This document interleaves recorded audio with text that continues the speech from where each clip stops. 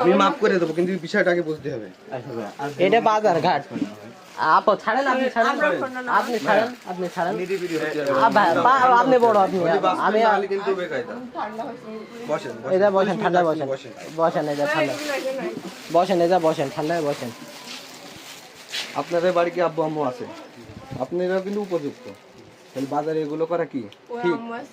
আর আপনার বাসা কোনে? সত্যি কথা কবেন, খলি বাসবে বাড়ি যাবে আপনার।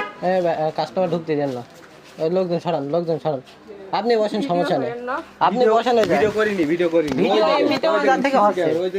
ওই দেখ ক্যামেরা আছে, আপনি বসেন এই যে, এটা বসেন। মাথা এমনি গরম ভাই। ভাই যাব, আপনি আপু এই যে বসেন, আপনি বসেন এই যে, এই যে বসেন। আমার কথা শুনেন, এই যে বসেন আপু, এই যে বসেন, আপনি বসেন। আপনাদের বাড়ি কোনে? আমার কথা শুনেন, আপনার বাড়ি কোনে? আপনারা বিবাহিত না অবিবাহিত?